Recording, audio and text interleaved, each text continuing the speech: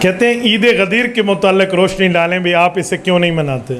یہ آج ان کا سوال نہیں ہے، آج میری فون مسلسل مصروف رہی ہے آج اور کل سے کہ عید غدیر۔ دیکھو ہم عید غدیر اسی لیے نہیں مناتے کہ ہمیں ہمارے پیغمبر صلی اللہ علیہ وسلم نے 2 عیدیں سکھائی ہیں اور دونوں عیدوں کے نام حضور پاک نے لے کر دیے ہیں، ایک عید الفطر اور ایک عید الاضحیٰ۔ ہمارے پیغمبر صلی اللہ علیہ وسلم کی باتوں پہ عمل کرنا شریعت ہے، دین ہے، ایمان ہے، اسلام ہے، احسان ہے اور نجات ہے۔ حضور پاک نے نہ تیسری عید سکھائی ہے، نہ تیسری عید منائی ہے، نہ تیسری عید بتائی ہے۔ تو نہ نبی نے بتایا، نہ علی نے بتایا، نہ حضرات حسنین نے بتایا، نہ اہل بیت نے بتائی، نہ صحابہ نے بتائی، نہ منائی۔ تو ہم تو نبی اور نبی کے صحابہ اور اہل بیت کی تعلیمات کو ایمان سمجھتے ہیں۔ ایمان ہے یا نہیں ہے؟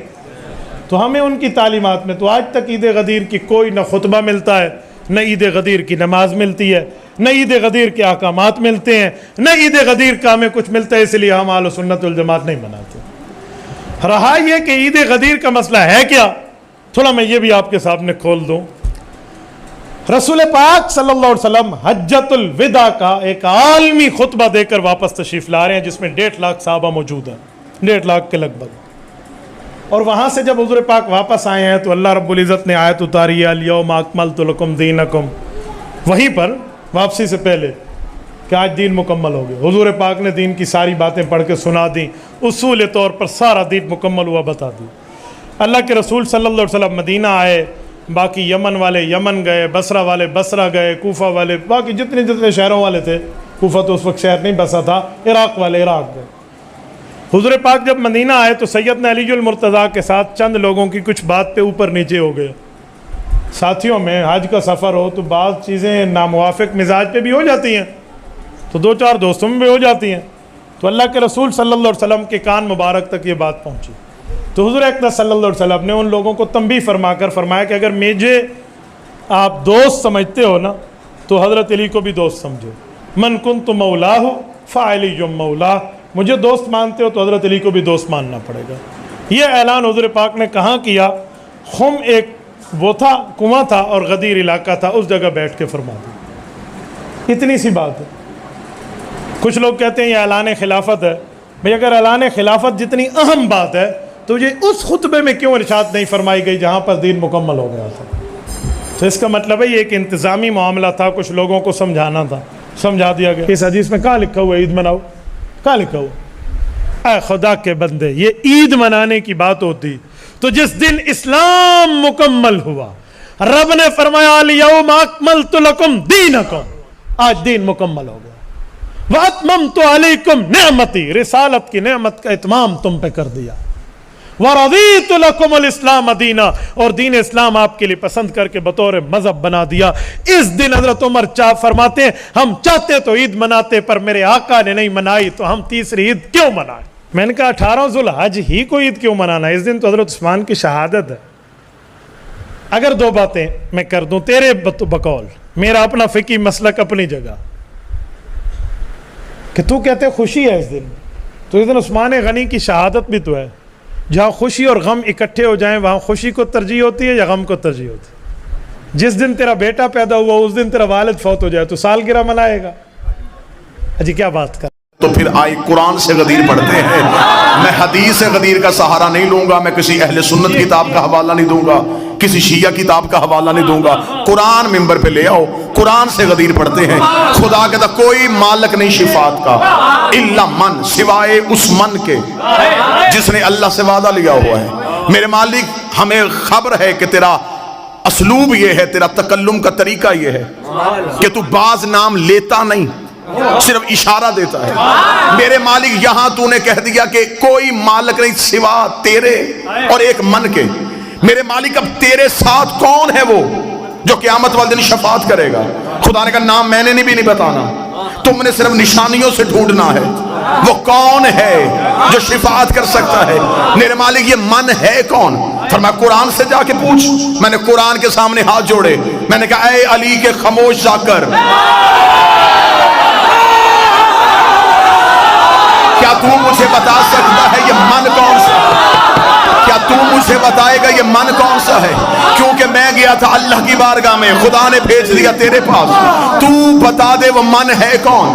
میں نے کروانی ہے شفاعت, مجھے چاہیے بخشش, اس کی بارگاہ تک کیسے جاؤں؟ اس نے کہا کوئی ہے جو کروائے گا, نام اس نے نہیں بتایا, اس نے کہا وہ من ہے. قرآن تو بتا, وہ آدم ہے, وہ نوح ہے, وہ ابراہیم ہے, وہ موسیٰ ہے, وہ عیسیٰ ہے, وہ مصطفیٰ ہے. مجھے نشانی بتا, میں اس کی دہلیز پہ جا کے جھکوں, اس سے شفاعت کا طلبگار کروں. خدا نے کہا, جب قرآن نے کہا کہ مجھے بھی اس نے بتایا ہے, نام نہیں بتانا, اشارہ دینا ہے. میں نے کہا تو اشارہ دے, میں پیچھے چلوں. قرآن نے کہا پھر میرے پاس ایک اشارہ ہے. میں نے کہا کون سا اشارہ ہے؟ سورہ یاسین سے آیت بول پڑی, وَمَنْ ذَا الَّذِي يَشْفَعُ عِندَهُ, کوئی شفاعت نہیں کرے گا اس کے نزدیک, لیکن ایک من ہوگا. میں نے کہا یہی تو من ڈھونڈنے کے لیے آیا تھا. قرآن نے کہا میرے پیچھے پیچھے چلتا, میں تجھے اس من کے دروازے پہ لے کے جاتا ہوں. میں قرآن کے پیچھے گیا. قرآن نے کہا وَمِنَ النَّاسِ مَن يَشْرِي نَفْسَهُ ابْتِغَاءَ مَرْضَاتِ اللَّهِ وَاللَّهُ رَءُوفٌ بِالْعِبَادِ. اور وہ جو من ہے وہ انسانوں میں رہتا ہے, جو ہجرت کی رات بستر میں سویا اور اس نے مرضیاں خرید لی. وَمِنَ النَّاسِ مَن يَشْرِي, انسانوں میں ایک ایسا من رہتا ہے. میں نے کہا تو نے انسانوں میں بتایا, چہرہ تو دکھا, وہ من ہے کون سا؟ قرآن نے کہا تو چہرہ دیکھے گا. ایک اور آیت سے سر اٹھایا, فرمایا وَكُلُّ مَنْ عَلَيْهَا فَانٍ وَيَبْقَى وَجْهُ رَبِّكَ ذُو الْجَلَالِ وَالْإِكْرَامِ. قیامت والے دن ہر چیز ہلاک ہو جائے گی سوائے اس من کے جو اللہ کا چہرہ.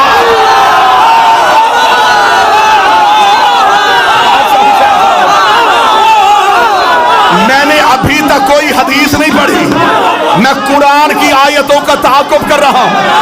آیت قرآن میں نہ ہو میں گردن کا لہو دوں گا. قرآن نے فرمایا کل من علیہ فان, ہر چیز فنا, بچے گا تو وہ جو وجہ اللہ ہے.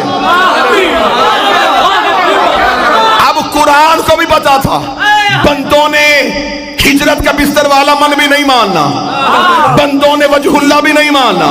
قرآن نے کہا میرے پیچھے. ایک اور آیت نے سر اٹھایا, اس کا میرے پاس بھی ایک من چھپا ہے. میں نے کہا وہ من کون سا ہے؟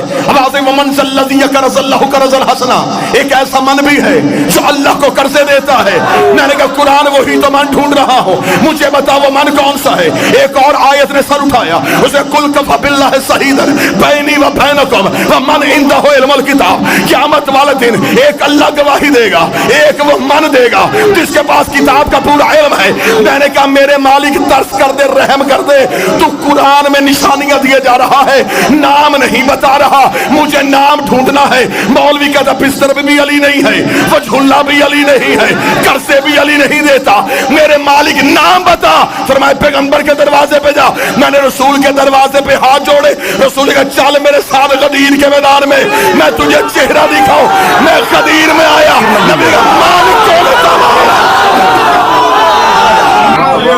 غدیر کے راز ہی نہیں پڑھے گا, صرف اتنا کا من کن تو مولا ہو, بس اتنے سی لائن میں پورا غدیر بند رکھا ہوا ہے. ابھی تک غدیر کھولا ہی نہیں گیا. 3 بار آیا جبریل رسول کے پاس, خدا کہتا پہنچا. رسول نے کہا رک تھوڑی دیر.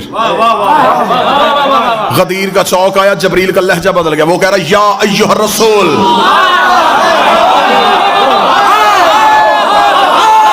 اب مزمل نہیں, اب مدثر نہیں, اب کملی والا نہیں, اب زلفوں کی قسمیں نہیں, اب چہرے کی قسمیں نہیں. رکھ علماء کے سروں پہ قرآن. یہ جسے روکا ہے کون ہے؟ یہ ہے اللہ کا محبوب. علی کی ولایت کے معاملے میں اللہ اتنا سخت ہے, اللہ نبی کا بہانہ برداشت نہیں کرتا. تیرا بہانہ کیسے برداشت؟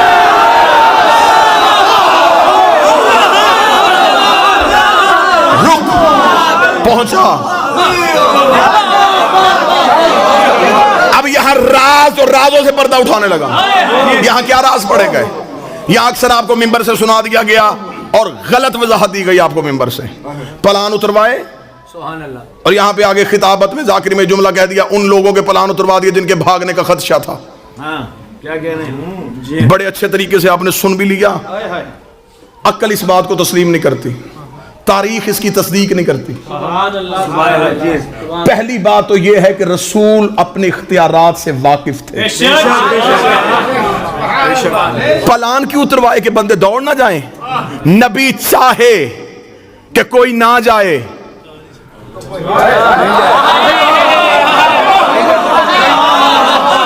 رسول چاہیں کہ کوئی نہ جائے اور وہ پھر بھی چلا جائے، ایسا ہو ہی نہیں سکتا۔ دوسری دلیل دینے لگا ہوں سرکار، نبی نے چھین کے پلان اگر اتروائے تو شریعت کہتی ہے غصبی جگہ پہ نماز نہیں ہوتی،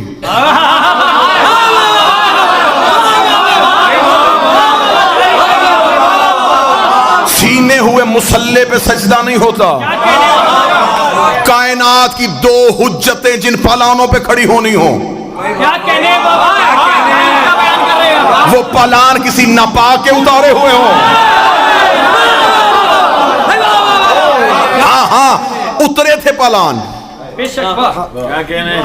لیکن ہر اس صحابی کا نبی نے پلان لیا جس کے دل میں پہلے سے علی تھا۔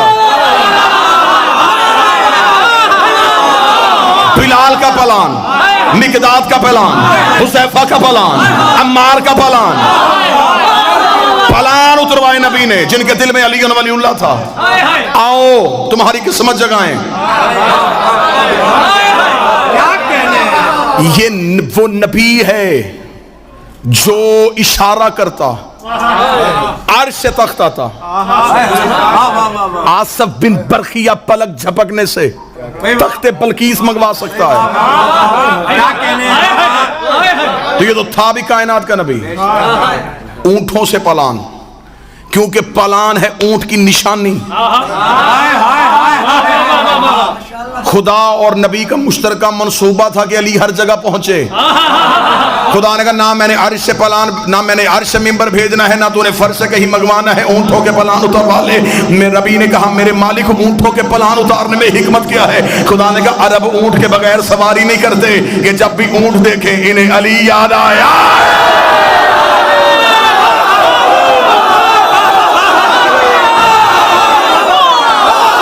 پتہ نہیں کون کون سا اونٹ نبی کی نظر میں تھا، کس کس اونٹ نے علی کے مقابلے پہ آنا تھا، اور نبی نے کہا اونٹ پہ کوئی بھی آ جائے علی نہ چھوڑنا۔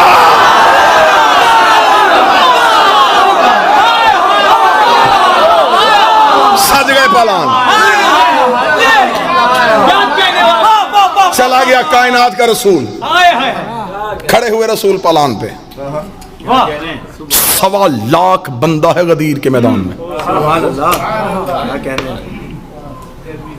4000 سے زیادہ کتاب غدیر پہ لکھی گئی ہے۔ شیعہ علماء نے بہت محنت کی ہے، علامہ امینی صاحب الغدیر جنہوں نے لکھی ہی غدیر ہے، الغدیر پہ انہوں نے 13 جلدیں لکھ دی۔ 4,500 سے زیادہ کتاب شیعہ محققین نے، علماء نے غدیر پہ لکھی۔ رسول پلانوں کے ممبر پہ آئے، 1,24,000 جس نے سب سے زیادہ تعداد لکھی ہے، جس نے سب سے کم لکھی اس نے 80,000 لکھی۔ 80,000 صحابہ یا ایک ہے 1,25,000 کے لگ بھگ صحابہ۔ 80,000 کا کراؤڈ بھی تھوڑا نہیں ہوتا، 1.25 لاکھ کا مجمع بھی چھوٹا نہیں ہوتا۔ مجھے ایک کتاب سے بھی نہیں ملا کسی ایک صحابی نے کہا ہو مجھے آواز نہیں آ رہی۔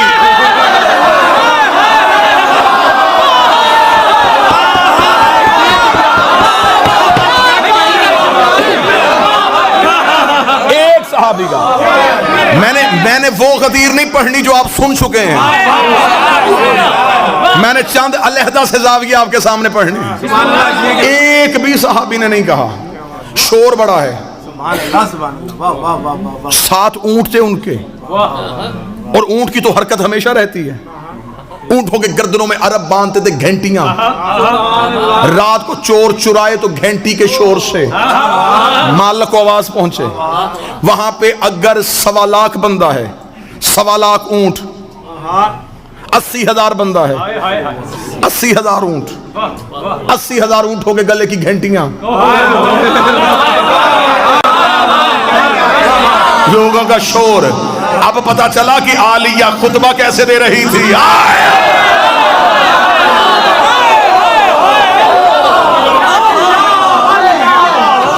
اس کو کہا رسول نے، کائنات کی ہر چیز وہیں پہ رک گئی۔ رسول نے نبوت کے اختیار استعمال کرتے ہوئے کائنات کی نبض پہ ہاتھ رکھ دیا۔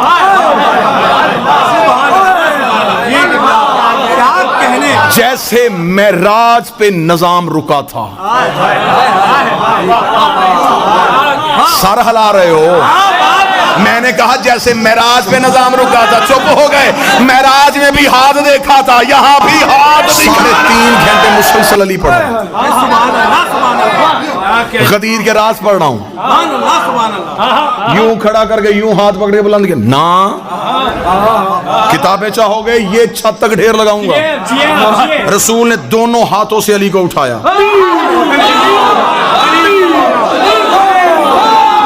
نبوت چھپ رہی تھی, امامت طلوع ہو رہی تھی.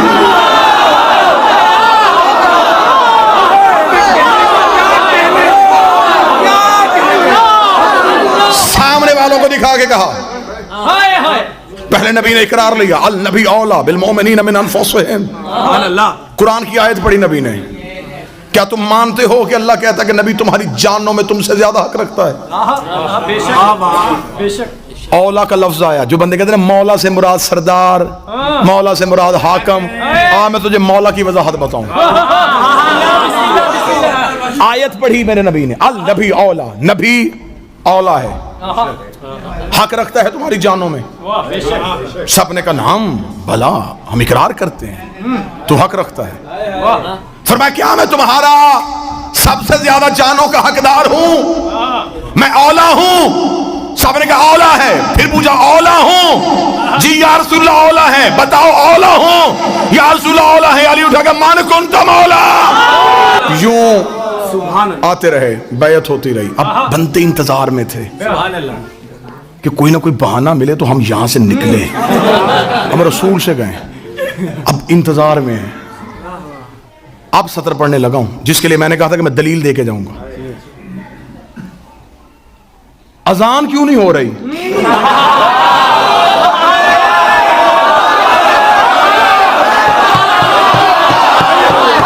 نا نا نا نا نا نا نا, انصاف کرو, انصاف کرو, انصاف کرو.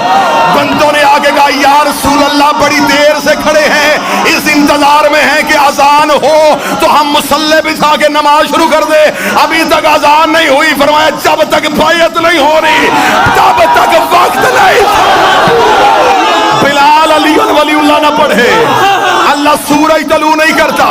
بندوں نے کہا حد ہو گئی, تیرے بھائی علی کی ولایت اتنی ضروری ہو گئی. کل تک کہتا تھا نماز واجب ہے, اب کہہ رہا ہے کہ سب سے پہلے علی واجب ہے. نبی کے چہرے کے تیور بدلے. رسول نے فرمایا وہ خدا میری رسالت واپس لے رہا تھا, تمہاری نمازیں کیسے؟ انہیں علی کی ولایت کا عمل کر کے نہ دکھایا. تو نے رسالت کو پہنچایا ہی نہیں. کرو علی کی بیعت. پھر وہ سورج بھی آئے گا, پھر گردش لیل و نہار بھی ہوگی, پھر عصر بھی ہوگی, پھر مغرب بھی ہوگی, پھر فجر بھی ہوگی. ادھر آخری بندے نے علی کے ہاتھ پہ علی ولی اللہ پڑھا. رسول نے انگلی کا اشارہ کیا, نظام کائنات نے چلنا شروع کیا. ادھر نظام کائنات چلا, ادھر نبی نے کہا بچھاؤ مصلی. ادھر اذان میں آیا گیا اشہد ان علی ولی اللہ. ادھر علی ولی اللہ کی پہلی اذان غدیر کے میدان میں گونجی. نبی مصلی پہ تھے, نبی کے قدموں میں جبریل کے پر آئے. اس کے چہرے پہ خوشی تھی. فرمایا اب کیوں آیا ہے؟ فرمایا خدا کہتا ہے الیوم اکملت لکم دینکم.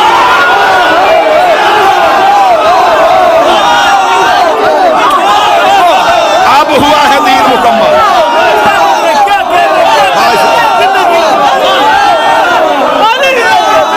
اب ہوا ہے دین مکمل.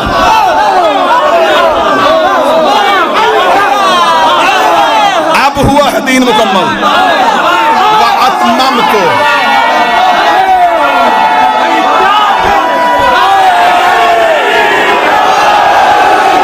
اب ہم نے بادشاہ حسین,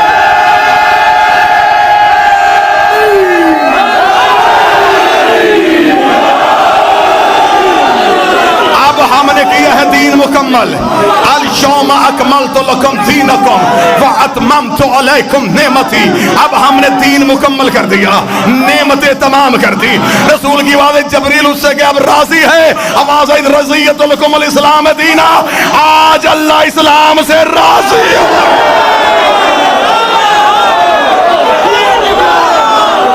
آپ راضی ہو, آپ راضی ہو, آپ راضی ہو, آپ راضی ہو.